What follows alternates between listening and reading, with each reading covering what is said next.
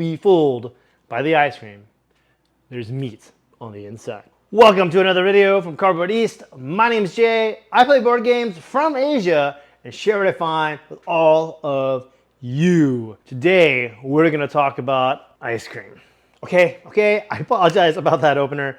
It was a little disgusting, but it's this idea that do not let the theme of this game deceive you, because Sweetlands is one of the best games I played this year. In this video, I'm going to do a quick unboxing. I'm going to teach you how to play the game and give a pretty, general overview, and then I'm going to break down why I like this game and why I think you should consider backing it. But before we get started, if you like what you see here and you want to see more, please like and subscribe to this video. It definitely helps the channel grow. If you want to help the channel grow even more, please consider joining our Patreon. We have different tiers set up. You could be a producer and have your name at the end of all our videos. You can have access to weekly vlog videos where I let you into my thoughts about what's going on and how I think about games and how my thoughts on those games have evolved over time.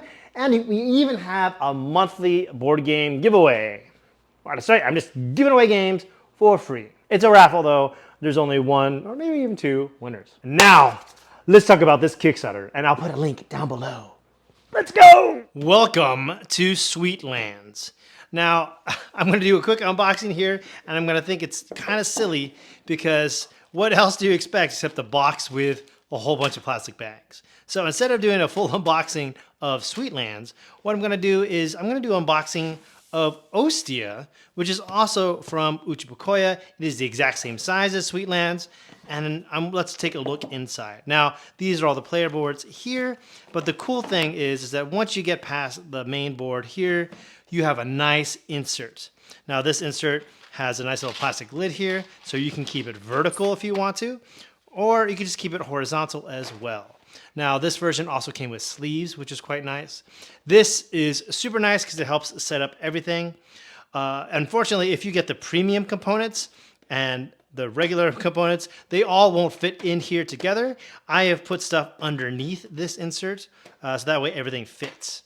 I'm very curious to see how they do the insert for this one because this has far more components than Ostia. Far more.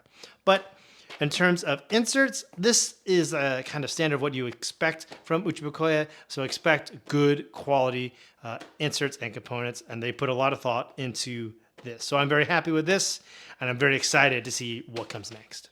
Welcome to Sweetlands. Now, I'm not going to do a full rules overview because this video might be like an hour long. I'm just going to give you a general idea of what the gameplay is like, so you have an idea of what to expect.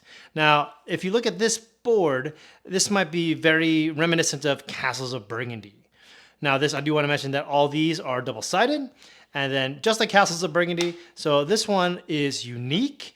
And it's unique because all the other players will have something that looks very different than this. But if you flip it over to this side, then it's uniform. All players will have the exact same map and configuration.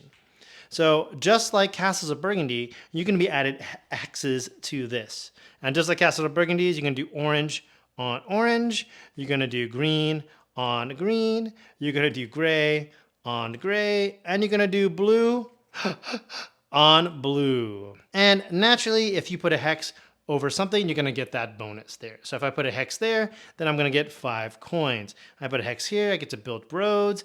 This one allows you to move on the industry track. This one allows me to build roads. This activate things. This allows me to place a cookie bunny. They all do various different things. Over here, I do want to note that this is a port, and you notice that there are 4 ports on your map. That's really important because you're going to have to spread your hexes all the way to connect that to that port. The reason why is, well, look over here on this board. If you connect to 0 ports, you lose 40 points at the end of the game. And if you connect to all 4, well, you gain 10 points. So you definitely want to connect to all the points as quickly as possible so you don't lose points at the end of the game.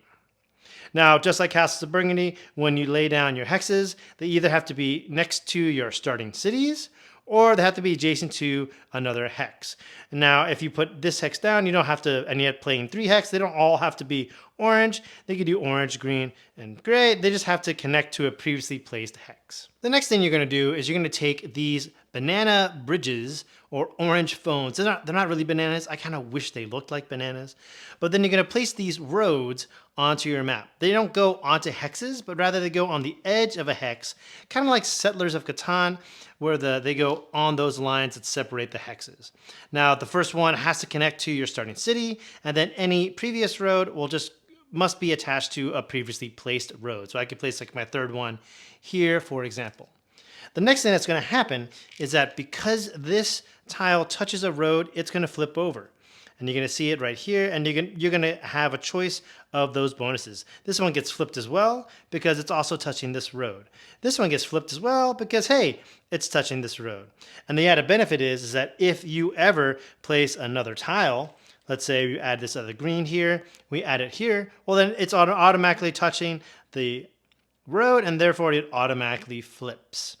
Now, when a tile flips over, you're going to have to make a choice between increasing your income or increasing your VP. And there's definitely a choice there that's really important, and it's also part of the game. The next thing that's going to happen is once you place your hex, then you place a road, then it flips over, then you can place a building. And you have different types of building. Like you have a cheese tent here, and you can place this onto one of the hexes here, and then now you get that bonus again. So you got that bonus of income or VP, and now you get it again. But you also have other things besides cheese tents. You also have these cream puff loft apartments, and you get to place that there. And, oh look, I placed it and I get another bonus. You also have these milk carton laboratories, and you get to place it somewhere. It's like, oh look, I place it there, I get that bonus again. Now, because these three buildings are next to each other and these are all different, this becomes what's called a city. And we'll get into that maybe a little bit more, maybe not. But then, oh look, I get another cream puff loft. I'm going to put it over here, and I get that bonus again. So now you got tiles, you added roads, you flip that tile over, then you can put a building on it, and then you could take your cute little cookie rabbit and then make it live in that house. The cookie rabbits are worth points at the end of the game, and so you're going to want to spread them out as you go. But this is what you're doing in the game. You're adding hexes, you're building bridges, you're adding these buildings, and you're adding rabbits to this town. This is what the whole game is about. This is what you're doing. But how you do that is fascinating. Welcome to your player board. Now, there are a lot of sections in this game. We're going to go piece by piece. This is your particular player board. Now, you may have noticed that there's this little painter's tape here. And why is that there? Well, that's because all the player boards kind of look like this. They look just like this. All of this is empty. Why is it empty? Well, because underneath that, there'll be this sheet here. This is your unique character, and they are all double-sided. You're going to take it, slide it in here, close it, and then they'll become a little clasp. It wasn't included in this PPC or in this pre-production copy, but as you can see here, all of this is now filled in, and it's all unique, and because it's unique to her. And before I continue, I do want to mention that all of this is a prototype. None of this is finalized yet. But I want to go into this player board, and we'll go left to right, and so you kind of get a grasp of what's going on. Now, over here on the left, you can see 4 of the 5 main resources in the game. You have coins, wheat or hay, wood, and ore. There's also diamonds, and when we get diamonds, usually most people just place the diamonds here on their character, so they're nice in view. But going back here, this works just like Terraforming Mars or Ares Expedition, where this represents your income, and then this is how much you have of that resource. So therefore, you have something like this. So this represents 1. I have 1 wood. This pink represents 5. So now I have 6 wood. And this blue represents 10. So maybe I have 10 ore. So no matter where this is, that shows what that resource is and how much you have of it, just like Terraforming Mars or Ares Expedition. Now here is the income. So you can see on maybe this green track here, you can see a little bit more on the wood. So you lift this up, you can see it goes from 0 to 9, and it starts here on 1. That's why it's colored a little bit differently. And then this track here goes from 0 to 40. Yeah, 40. And this 0 is different than it starts here. So right now, my income of wood is 1. But I mean, that could change. I can go up here and maybe I have 19 wood. So every time I get income, I'll get 19 wood. And you do get income in this game, and it's really important. So this dictates how many of your resources that you have. and it's pretty crucial to the game. Now we're going to move on to the next part here. Here you can see the buildings. Now, just like I mentioned before, you're going to be placing these buildings onto your map tableau, and then over here you can see the cost. So this is 2 wood and 3 ore to build one of these, any one of these, and you go up to here to this section. It's 3 woods and 3 ore, 4 wood and 3 ore, and they're getting more and more expensive as you go. So once you build this building, well, then you'll get that benefit. Once you build this building, you'll get this benefit, and all the benefits are there. If you notice that this benefit is unique to this character. So these are the 3 different types of buildings that you have. You have the cheese tents, the cream puff lofts. I didn't mention show this one earlier. These are brownie buildings. I think they're really cool. Now, there are also cards in the game, and we'll go into what these cards do. But for right now, just know that this little section here is that you can eventually place a card into underneath here. So you can just tuck it underneath here, just like that. And if you notice, some of the cards will show you where they get tucked in. Like this one is green, so I must go here, and then you could tuck the card underneath. And eventually, you'll build this building, and you can see there's the cost there, 2 wood, 3 ore. You build this building, put it into your tableau, and then you'll see that you'll get that benefit. That benefit means you just trigger all of this down here. So you get these resources, this will happen, and then this will happen. And that's how this here works. Moving right along to the right side of the player board, this is your character, Biscuit Bastet, and she's here in full goth mode, looking very, very cool. This is everyone's singular ice cream clock tower. I think this is so rad. It's an up-down ice cream, and then over here is a clock that you can barely see, and it's right here. Now here is like their starting resources. This is unique player power. This is what you need to do to unlock this, to be able to build this and add this to your tableau. Once you build this, you'll gain this special ability here. And all this is different for all the different characters, and there's like 12 different characters or so, at least for right now, but I expect there to be even more during the campaign. Now, above your player board should be this board here. This, I believe, is called the industry track.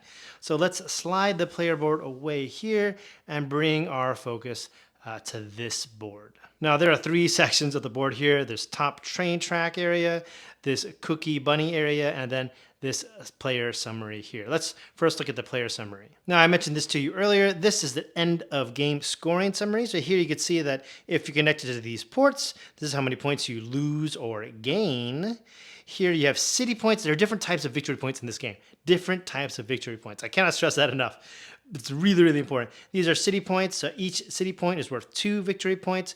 Every diamond that you have left over is worth a victory point. Every $5 you have is worth a victory point. So this is a nice little summary for end of game, and just to remind you that, hey, this game's about victory points. Now, moving along here is the Cookie Rabbit ports. Now, if you notice here that this is called like the food line, I believe, and you have a nice little picture of bread. So every time you see bread, it's referring to this. And then you'll eventually move this little counter up, and every time you go here, you'll get this benefit. So this one allows you to build a road and a hex of your choice. Move on, move on, move on. You can just move this up here. This one gives you a star. And that's really important because you'll need a star to build your ice cream cone clock tower. And moving on here, lets you free build a building. And every time you build a building, you get a discount of a wood. I apologize. It doesn't let you build a building, but every time you build a building, you get a discount of a wood. And this will just move up here. How does this belong with the cookies? Well, as soon as you're here, then you can build this cookie bunny cookie bunny. Oh my gosh, cookie bunny. So, but you're limited as to which cookie bunny you can build by wherever this is. So long as it's here, you can build any of these 4 cookie rabbits. Oh my gosh, chaos, chaos. And if your bunny happens to have like something behind it, well, then you'll get that bonus. Yay, bonuses. Up here, you'll see something that kind of looks like Russian railroads. You're going to take your cart and it's going to slowly move up here. Every time it moves over something, you're going to get that bonus. This goes here. It still goes here. This is green. And even though this is green, you're not going to get this bonus because this isn't green. But you'll get this bonus because, hey, it's the same color. But eventually, you're going to get to here. And there's a milk laboratory building stuck here. Well, you can't move and advance this anymore. What do you have to do? Well, you have to build this. You build this, add it to your tableau. As I mentioned before, you can see here's the cost right here. And then, hey, your choo-choo train can continue going along its merry way until it gets stuck again. Now, eventually, you're going to get to this part here, and your carriage is going to go all the way here to this. This is a green train, and then that unlocks the green train. The green train is going to come out here, and then every time you can advance this, you could choose this one or this one, and you don't have to, you could split it up any way you want, and this one can even be ahead. And this one doesn't get bonuses on this color, but it does get bonuses for this color. So yay! And need to remind you that the further you go along here, the farther you go along this track, the more victory points you'll get. And victory points are a good thing. Gimme victory points. Next up, we have this little board here. Essentially, what's going to happen is that at the end of a round, you're going to take this, you're going to take your person when it's your turn to pass, and you're going to move it to an unoccupied area. Now, maybe I'll go here, and then when this person passes, they'll take this and move it somewhere else. And then later on in the next phase, you're going to gain these little resources or increase your income. And then maybe when you have a little pass power, you'll do this. Now, I haven't gotten into what pass powers mean yet, but this is just a nice little thing that happens in the game. Players will be moving around, trying to get extra little bonuses. And if you have a 3-player game, you'll put some tiles here. You have a 4-player game, you'll also put tiles here. This is like another little tiny thing to add onto all the other things that are in this game. And there's a lot. Welcome to the main board. Now, there is a lot going on this board, just like all the other boards. But one thing I do want to mention that I think is really cool is that it's actually a cake. See, here's the chocolate frosting, and it's dripping down here, and it kind of runs along the bottom. I love how they've inserted the theme everywhere they possibly could. Now I'm going to show you bit by bit what all these locations look like, and we'll talk about them a little bit more in detail. Down here at the bottom, you can see, oh, this is the round counter, and there's it is right there. So that's round 1. And then eventually it'll get to round 2. When it gets to round 2, hey, guess what? These flip over, and you have more locations for you to go to. And then there's round 3, where these locations flip over, and you have more places to go to. And then now it's just rounds 4 and 5. We were just getting victory points like crazy. Now up here in the top right-hand corner, you'll see where all your free actions are. And there are a lot of free actions here, and you could do them in between your other actions or during your action. And I don't have time to go into it now because I'm trying to keep this a little bit short. But let's just let you know that there is a reminder here of what those free actions are. Down here are these little tile tokens, and we'll get into what these tile tokens do in just a little bit. But let's go to the other side of the board because there's more important stuff over there. This is how you win the game. This is one of the most important parts of the entire game. And if you notice right here at the very top, maybe you can see here, I'll zoom in really quickly. So that is a hex. That means that every hex that you have in your little map tableau is going to score you 0 points. And that's if your little marker is there. But this marker is going to move a little bit more to the right eventually. And then once you're here, well, then every 3 hexes give you 1 point. You move your marker more over to the right. And then now, oh, wait, look. Now every 2 hexes give you a point. And then once you go here, well, you'll need a diamond to cross over here. But once you get there, well, then every hex you have gives you a point. And make no mistake, that's a lot of points. But not only hexes give you points, but all the other things give you points. So for example, this is how many cookie bunnies you have. Cookie bunnies can give you points. Here's how many roads you have. Roads can give you points. These are how many buildings you build. Buildings can give you points. This is how many cards you've tucked underneath your player board. That can give you points. This is the industry track. This is where the little train and horse carriage are. That can give you points. So if you look here on the far right, you see, oh, your industry track will give you lots of points. The cards you tuck will give you points. The number of buildings you build will give you points. Like every building will give you 2 points. That's wild. Here are your roads. You get 1 for 1 for points. That's wild. Here are your cookie bunnies. Everybody could be worth 7 points. So this part of the game is how you determine how you score points. Now, depending on what your strategy is, if you're placing a lot of bunnies, maybe you want to push your counter all the way there to the right that you can. If you're building lots of roads, maybe you want to push this all the way to the right if you can. If you're doing lots of train and industry stuff, maybe you want to push this to the right all the way you can. Hey, if you're not tucking cards, then you don't need to worry about moving up this track. Hey, you're not building buildings. I mean, you're going to build buildings. You should definitely build buildings.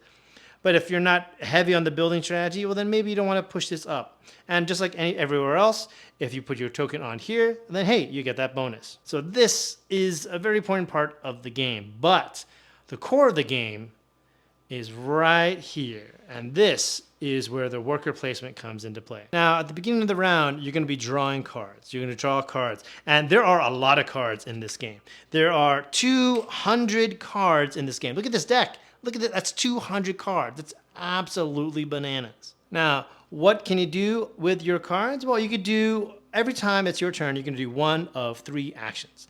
The first thing you could do is fulfill a card order. Well, okay, that's great. Let's take a look at that. Let's look at this one. Okay, the cost for this one is 17 coins. I pay 17 coins to the bank, and then I can activate this card. If I want to, I can tuck it underneath the green part of my player board. Doing that will cost a diamond, so make sure you have a diamond here in order to tuck the card. I really wish they put like a diamond here on here for you can kind of remember that. Now, once you activate this card, you'll get whatever this is. So here's some more bonuses here. These are tags here, and there are 6 different types of tags. If you notice, this tag is here, so every one of these macarons that I have, I could convert it into 1 wood. And this will trigger every time this card triggers. But if you don't want to tuck it into underneath your player board, you can just leave it off to the side, and it'll still give you those tags. The other type of card, the most important card though, are these pass cards here. Now you can see these pass cards are a little bit more expensive, and that is every time you pass, so you'll take an action or pass. So the actions that you have, one of the actions is pass, and when you pass, well, you're going to get victory points. That means you're going to passively get victory points when you pass, when you're done. So again, it's your turn. You have cards. You can fulfill a card. You can pass. You can also do a flipping action. What's a flipping action? Well, if you have one of these tiles that has a flip icon, then you can flip, and that's your whole action. When you flip this one, you get a diamond. Yay, you get to flip it. Don't worry, at the beginning of the round, this will unflip, and then you could use it again in the next round. So you can fulfill a card, maybe even tuck it underneath. You can fulfill a pass card, so when you pass, you can gain points. The second action you could do is you can pass, and like I said, you're gaining points when you pass. The third action you could do is flip a tile. And then the fourth action you could do is the main action of the game, and that's the worker placement here. Now, there are all these different worker placement locations. Some of them are quite simple, like I go here, I gain a diamond. I go here, I draw 2 cards. I go here, I get money. I go here, I spend 3 ore, and I can move up 2 on that industry track. I spend 4 wheat, I can place a bunny. I spend 4 wheat, I can move 2 on the food track. I pay whatever the amount is to build 2 buildings. I pay 6 wood to build 3 roads. I build 6 wheat to place any 3 tiles of my choice. So this is where the main core of the game is. So how you do this is that you're going to take a card from your hand. So if you're the first person to go to one of these places, you just take a card from your hand and you discard it out of the game. But let's say you go to one of these locations. Let's say you're the first person here. You'll take 1 card, discard it, it goes out of the game. But if you want to go here, this is the second spot in this area. Well, in order, that's 1, 2. Now you got to discard 2 cards out of your hand in order to go there. But let's say you wanted to go here. Well, guess what? That's right. You guessed it right. You got to discard 3 cards from your hand. Those are 3 cards out of the game. Now, that's going to be very expensive because at the beginning of every round, you only draw X amount of cards. At the end of the round, you can only keep 1 card in your hand. That's just 1. So by going here, you're sacrificing a lot of actions for 1 action that you really need to take. So there is a really good and important trade-off that happens there. But we haven't talked about tiles yet. Let's zoom into these tiles really quickly. Now, these tiles are really hard to get, but eventually you will get them. And they all do different things. Some of them have a little lightning bolt. That means you get to move up the victory point track. This little heart means that you can go up the green VP track, which I showed you earlier, like up 3 spaces. So this will give you a nice boost to move along that VP track. The flippers will you flip them and you gain resources. So this will give you money, this one will give you diamonds, this one will give you one of all these other resources. Now here are the infinities. The infinities mean that you get this new ability. So like this one, every time you build a building, you get 2 points while you're at it. That's fantastic. This bunny, every time you build a bunny, you get 3 points. Every time you trigger the effect of like the cards that you tuck underneath your player board, you get 3 points. these are the game changers. These are absolutely nuts. So for example, this one is a passing power, and that's what the little clock means. So when you pass, depending on where you are on the food track, you'll just gain victory points right out there. This one is the industry track. Depending on where you are on the industry track, you'll just gain victory points. I mean, if you have up 4, if you're really far ahead, you're just getting 10 victory points, which is really crazy. And as you can kind of suspect, this is like Russian railroads where you're getting a little bit of points, a little bit of points. And then towards the end of the game, you're getting massive amount of points. And you're just looping everywhere. Speaking of points, let's go to our point trackers. So look over here are the victory point markers. Yeah, there are three victory points. There are different kinds of victory points in this game. It's absolutely wild. So let's take a closer look at them. This is the victory points. This is the most important one because whoever has the most of these wins the game. This are the industry points. You're gonna get this from your little train track or the horse carriage track. These will potentially be converted for victory points at the end of the game. These are city points. Remember when I talked about cities? Well, every time you have more and more cities, that's 3 unique buildings clustered together, that's a city. The more cities you have, the more city points you get at the end of every round, and city points will convert into victory points at the end of the game. And that is Sweetlands. And put it all together here, this is just one player. So you have this board here, you have this main board, you have your little map board, you have your player board, you have your industry and cookie bunny track. There is a lot to this game. Now, this is just a brief overview. And again, these are all prototypes. Like the final art may or may not look like this. So please keep that in mind. But this is roughly how you play Sweetlands. Woo! That was long. I took time. I told you, it's a heavy game. Now, I did a video about the designer, Totsuca Chuo. Who is he? What is he? What are his games like? And I'm going to put a link down below in the description so you can definitely check that video out. But this is a designer that I think is really up and coming and is coming out with some really fascinating games. And I'm always curious to see what he comes up with next. Now, he's done a lot of games with Uchibacoya, and I'm going to say it.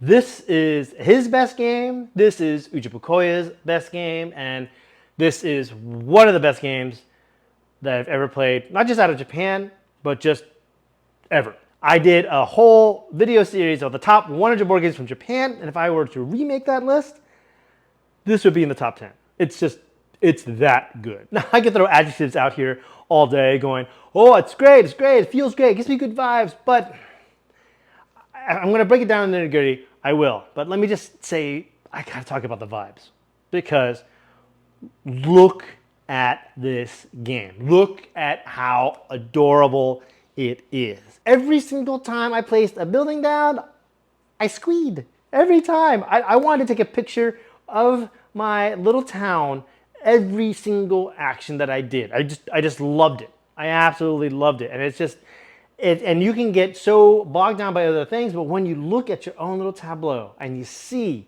that it just exploding over time, it's just, yeah, it's super adorable. The vibes are utterly amazing. Now, let's break it down, shall we? I've been into gaming for a long time, since the 90s with Magic the Gathering and moving on into board games afterwards. But when you play a lot of games, you can see the DNA of other games kind of infused into or other games. Or you can see that this has obviously been inspired by other games. And this one definitely has these Castles of Burgundy vibe because you're putting hexes on hexes. But it also it gives me vibes of Russian railroads where you start off very slow. I'm like, how am I ever going to move on? And then it's just one of these games where the more I have, the more I get, and the more I have, and the richest get richer, and you're just exploding with your turns. Because the first round, you're like, how am I ever going to make it to all 4 ports? And then by the 5th round, you're like, oh, you're just throwing candy canes everywhere. All right, now that I got those vibes out of the way, let's break it down into what I really like about this game. First of all, I love that what you're building is so super clear. It's very, very clear. You put a tile, you get a road next to it, flip it over, put a building on top, put a cookie bunny in, and then you just expand that outward. And try to have little regulated cities so that way you can score more and more points. I love how simple that is, but I love how the complexity of how you get there. Let's break that down for a little bit. Now I really love that there are 4 resources in the game, but you don't have 4 different kinds of components. You just have one, and it's just like there's 1s, 5s, and 10s, feeling like Terraforming Mars or more like Ares Expedition. Now I definitely appreciated that because it definitely felt like it streamlined that whole process there. Now I also enjoyed how there are multiple kinds of characters. I think there are like 12 girls that you can play as, or I like to call them the daughters of King Sweetland. There are like 12 daughters out there, and they all play differently. Now, I haven't played all of them, but I played quite a few, and each one I felt I was leaning my strategy in a different direction. And not only that, but each strategy that I played over the games I have played all felt viable, and they all felt worthwhile and pursuing, and I was able to score points. I liked that for as complex as this game is, the iconography was super clear like 99% of the time. I love that you looked at the buildings like, oh, I place this building, that's what I get. And I love how that changes with all the different characters that you have. I love that when you put the building down on the tiles, like, oh, that's the bonus that I get. And I like that you have that choice.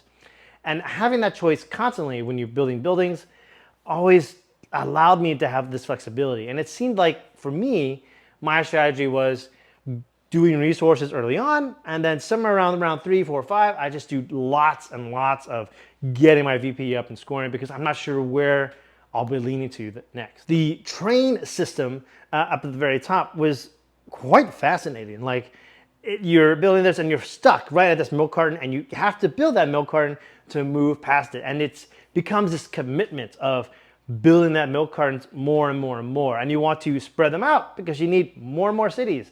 And it's really hard to get all the way to the end. And then once you have the green one, that green train, you get all these really powerful bonuses from that. And that's this nice little strategy that you could follow. But then beneath that, you have the cookie rabbits. Now, the cookie rabbits are another strategy you can do, and it can be terrifying.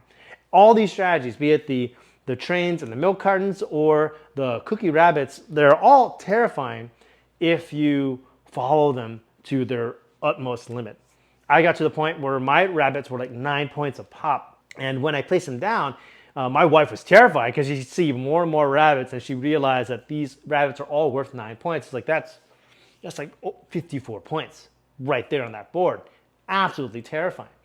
One cute little vibe note is that it's so adorable that you naturally, instinctively want to put the rabbit where you can see it. So you have your building, you put your rabbit here.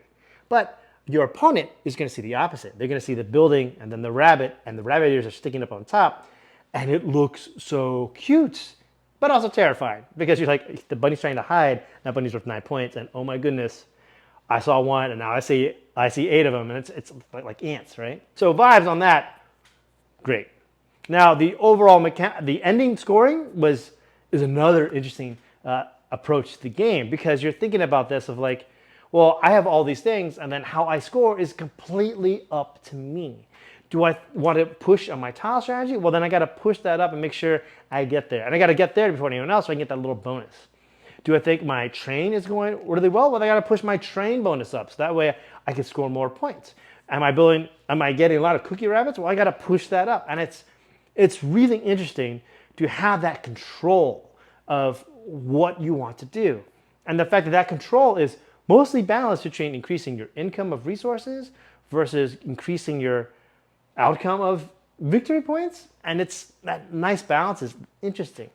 Another little layer there is that once you see your opponent pushing up a victory scale, your victory track, you're thinking, wow, is it worth me fighting for them? Should I fight them on this, or should I push elsewhere? And I've seen games where like players will push down the same thing and they're fighting each other. I've seen some where like, oh, you're doing that? Well, I'm going to go do this, and I'm going to score lots of points this way. And it's interesting to see how both those strategies work. Let's talk about those tiles. The tiles that you get that you could flip. Now those flipping abilities are really, really strong when you first begin the game, but then later on, they're not as powerful because you need things that just constantly score you points. And having those point generated ones, or even the ones that just boost you through the victory point track, are so worth it. And I'm always thinking about, man, like you only get a few of those tiles, And you really need to be careful about which ones you choose and make sure that fits your strategy. Otherwise, you're not being focused of where you're going. Let's talk about the cards. I really think this card system is really, really interesting. I love that you can even boost that up. Like if you're able to go to those, I don't know what they call them, little harbors, not ports, but the harbors, and you're able to increase your hand size in the game, but getting more actions is, it's just, I love that you have to place this card and get a fulfillment order and getting like lots of goodies with it, or having an action that does something else. And sometimes you just need to get those resources out. It feels hard though, because that deck, there are 200 cards in that deck, 200. It's really, there are a lot of things. And because there's so many cards in there and there's so many icons like that, I think there are 6 little icons there, it's hard to find some synergy. And when you're constantly drawing cards, you increase that chance of maybe finding synergy, and it's kind of hard to do. But when you pull it off, it feels great. And it's fascinating. The one big, let's talk about it now. The biggest problem I have, one of the biggest problems I have with the game is that all the iconography is great. All of it's there, all the stuff that reminds you, but Purple Moose Plays, Carl, and if you haven't checked out his channel, check out his channel. He makes good quality stuff. But we were both talking on Twitter, X, and he mentioned that like, oh man, like I forgot some rules when I played. It's like, hey, I forgot some rules too. It's like, hey, which one did you forget? I forgot the diamonds sticking under the cards. Well, yeah, we forgot that too. And it's easy to forget because there's no iconography on anything to remind you of that. And I kind of wish they just inserted a diamond anywhere, just somewhere, maybe in the top corner of the card, just to remind you that if you tuck the card underneath, you're gonna have to spend a diamond.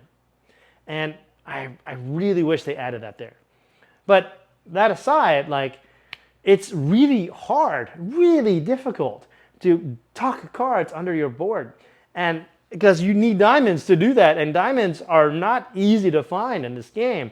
And it's weird because it's also hard to trigger those and where you're getting all these resources out, and it's difficult. Now, the most interesting cards in the game are the passing cards, because those are so important. When you pass, you're not taking any actions, but you can score lots of points. And I find that so riveting. When you have a pass action that gives you tons of victory points, and I pass, and now I get 10, 12 victory points, and your opponent doesn't get anything, it hurts, and you feel it.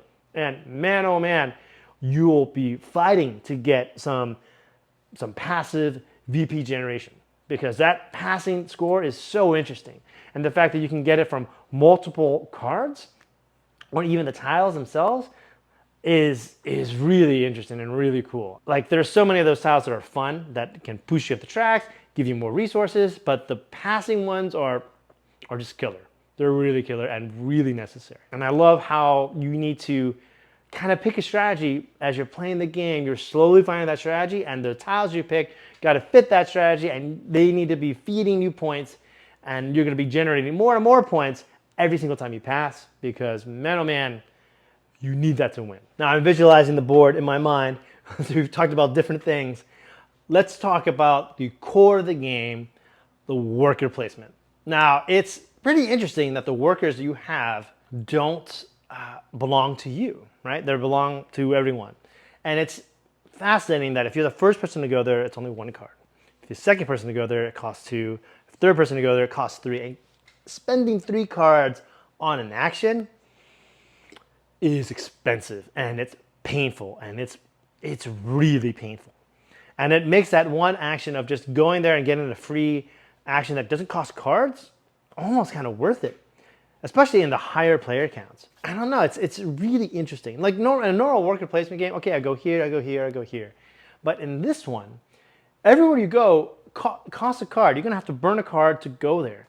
And by still being able to go there, but realizing that you're giving up like 2 different versions of 2 cards and you're getting fewer actions to go there, makes a really interesting design choice. And it's what I found was that sometimes players will look at this and be like, okay, they went here, they went there. I need more actions to win the game.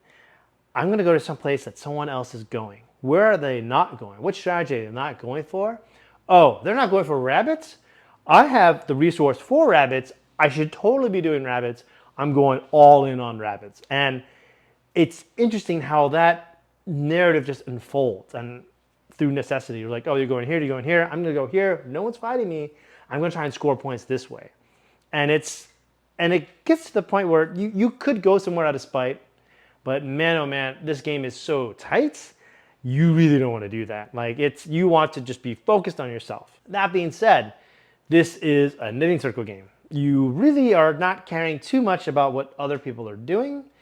You're all focused on what you're doing. But what you're doing is so fascinating and so adorable to look at. Another complaint that I want to mention though, before I forget, is that I wish the bridges and the worker placement tokens were different colors, you know, because they blend so together, and I usually keep them together in the same bowl just because I need efficient table space, and I kind of wish they were different colors and it'd be a little bit more easy to distinguish.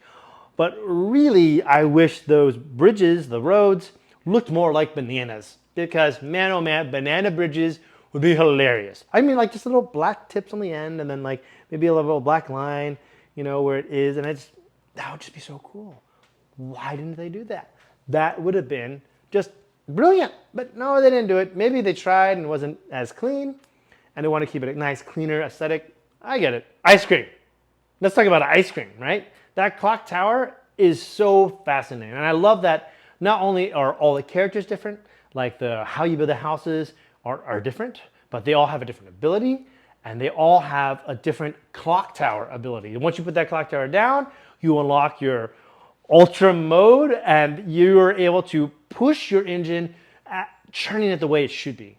And getting that clock tower as quickly out as possible is one of these cool strategies for the game. And I like that the characters give you that agency and that guidance to get that ice cream clock tower out. And not only that, but it just looks cool when it's on the board. This upside down ice cream cone, there's just, overall, there's so much to like about this game, but this is not an easy game. This isn't even a midweight game. This is a heavy strategy game. And so know that going into this, looking at this, there is a lot to think about in the game, and I have not played this at 4, and I'm a little bit hesitant to play it at 4. I played it at 2, I really enjoyed it at 2. I played it at 3, I really enjoyed it at 3. 4, I'm worried that it might be a little too long of a game. Now, this is where we have to talk about the length. The length is something. My first game of this took 4 hours because I really didn't know what to do. There's a lot going on. But that being said, those last 2 rounds, rounds 4 and 5, we burned through them lightning quick because we knew exactly what we needed to do and how to do it and how to get there. But since that first game, we've been able to knock out a 2-player game in 2 hours. This is a heavy game. It's going to take time. It's only 5 rounds, but man, oh man, there's a lot going on in those rounds. And it's going to take time for you to push that down farther. And that's why I'm hesitant to do this at 4 players, because I think it might be too long. But what is here, I thoroughly enjoy, and I want to play again because I want to go back to Candyland that has grown up with me, and now it's ultra complicated with all these fun little mechanisms interacting with each other. Now, this is why I really love this game. And I'm hoping that I'm giving you an idea of why I like this game and why, and if so, maybe this is a game for you and that you could back. It's just that good. Now, I will say that Japanese games are hard to get everywhere in the world, including Japan. And if you're interested in getting this game, if you're on the fence, I usually recommend that you just back it anyway. And then if you don't like it, you can get rid of it quite easily because there's going to be a high demand for this game. Huge. I honestly think that Uchibacoya found a way to make heavy strategy games work really well. And I think that this is what we're going to see more and more in the 2020s. We're going to see these heavy games, these heavy strategy games that are really thematic, where the theme may or may not integrate perfectly well with what you're doing because it's very abstract, but it's so heavily thematic and it's very cute, or the theme just so catching, so endearing that you're just compelled to play again and again. And it creates this vibe of where you're in this candy land, and it's just so much fun to see this tableau of yours blossom and build up. And discovering all the little wrinkles in this game is part of the joy that I've had, and I think it's totally worth exploring for you. Now, there's a link down below to that Kickstarter page. I encourage you to check that out because, man, oh man, it's really good. And it's to the point, like I have to mail this off to another content creator who's going to do great stuff with it. But I'm really sad to see it go because I just want to play this game again and again and again. Don't be fooled by the ice cream. There's meat on the inside. Woo! Once again, my name's Jay. I play board games from Asia and share what I find with all of you. If you like what you see here and you want to see more, please consider liking and subscribing. It really helps the channel grow. If you want to help the channel grow more, please consider joining our Patreon. I'm going to put a link up here to a video that I think you'll enjoy. See you there.